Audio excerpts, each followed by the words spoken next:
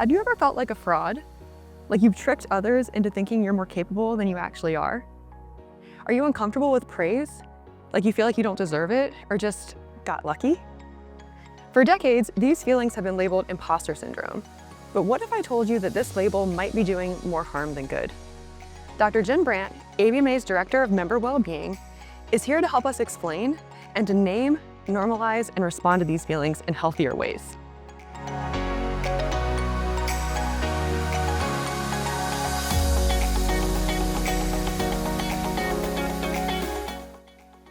We've been taught to think about self-doubt and uncertainty as these things that we only experience, no one else does, and that these are things that we need to keep hidden. We need to remember that our brain likes to make sense of things, it likes to create order, particularly in times of uncertainty. So there may be times that we think, I don't know the answer, and we instantly jump to the conclusion that I'm somehow inadequate, I'm not good enough, I shouldn't be here. Or we think that if we're less than perfect somehow that we're being judged by others and it's proof that we don't belong. We also believe that asking for help is a sign of weakness, and that's something that is reinforced often in our culture. What we aren't taught is that 70 to 82% of the population experience these same feelings at some point in their life. These feelings are not a sign of brokenness, they're a sign that we're human, they're a sign that we care, that it shows we're invested in what we're doing, that the outcomes matter to us. We need to remember that this, again, is the way that our brain makes sense of things, and sometimes we've installed these old beliefs that we're not good enough, that we've not learned to challenge yet. So it's not a sign of pathology, it's a sign that we are learning and growing, and that is part of the discomfort. That's what it looks like in the real world.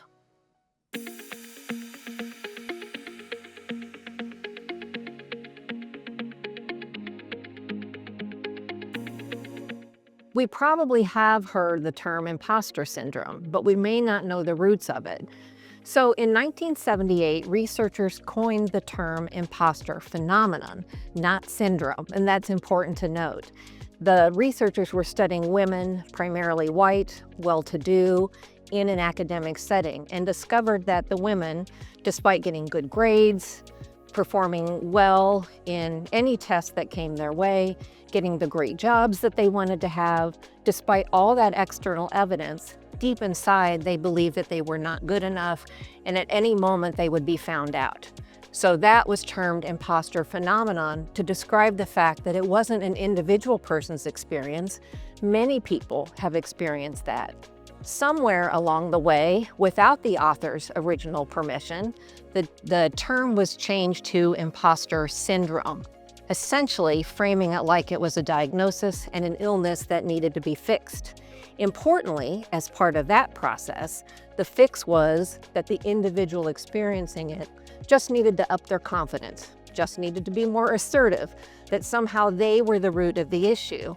What we weren't looking at is the fact that a lot of times these feelings come from our outside environment as well. When we look at veterinary medicine, when we experience challenges, again, our brain wants to make sense of what's happening, so we often do that by internalizing the blame, without looking at the fact that the system around us also contributes to these feelings. So things like when we come into veterinary medicine, expectations are often unclear. What does it look like to transition from school into the workplace? What does it look like to transition from your first job to the next one or a promotion? There's so many hidden rules in the workplace that it's almost impossible to navigate them right out of the gate. We also tend to treat mistakes as personal failures, right? We need someone to blame and someone to shame, and we heap it on the individual, instead of saying, what about this system helped contribute to that error, and what can we as a team learn from that error so that we all grow? Also in veterinary medicine, we have normalized and we reward perfectionism and overwork. So anything that's less than perfect is somehow deemed a personal failure. So when we're looking at imposter phenomenon, which is a very human experience, we need to look at not only our internal voice, but also the messages that we are taking in from around us.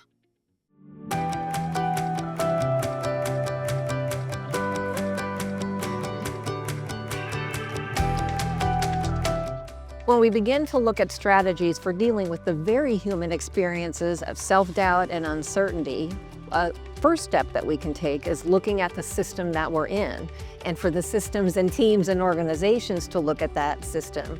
What are the rules that we've normalized? What's the culture about making a mistake? Is it okay to say you've made one? Is it okay to ask for help? Do we model vulnerability? Really, what's okay about being authentically human in the workplace? So that would be a starting point. Another thing that we can do is learn to name the emotion that we're experiencing or that we're observing on a team. Saying, I'm feeling really anxious about this, or to the team saying it's okay and normal to feel really uncertain about this. When we name the emotion, and we do need to name it as a feeling, not an I am nervous, but I am feeling nervous. When we name it, what it does is it calms down the alarm center in our brain, our amygdala. It allows us to activate the thinking center of our brain, our prefrontal cortex. It makes it more feasible for us to respond rather than react. So the next time we have that fear or doubt, instead of saying, oh, this must mean I'm not good enough, what we can say is, I just don't know this thing yet, but I am capable of learning. A second thing what we can do as teams, organizations, and individuals is learn how to share what we are experiencing with others, normalizing that on teams. When we begin to share it, we learn that other people have felt this way. Others might be feeling this way right now. When we do that, it's a chance to build connection, and it's a chance to build psychological safety within the team. A third approach we can take is practicing, right? Again, as a team and an organization, normalizing, changing our phrasing to things like, this is hard because it's new, not because I can't do it.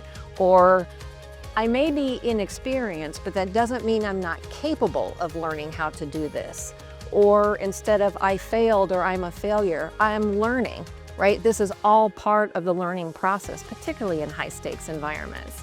And feeling unsure about my ability to do something doesn't mean I don't belong here, or I made the wrong choices, or that I'm never going to fit in or conquer the work that's ahead of me. It's just, again, a sign of being new and learning and being open to that process. And remember that asking for help is not a weakness. When we normalize that on teams, it's a sign of psychological safety, and it is how strong, healthy teams and relationships operate. And finally, you're not an imposter. You are a developing professional navigating real complexity. These feelings don't make you less capable. They make you authentic. You do not need to prove that you're enough. You already are. Self-doubt and uncertainty aren't a syndrome. They're human. And they show up most when you care deeply, and especially when you're in high-stakes scenarios like the ones we see in veterinary medicine. Silence and survival mode don't grow confidence. Clarity, connection, and supportive systems do. So be sure to seek them out and do your part to help shape them, because you never know who you might be influencing.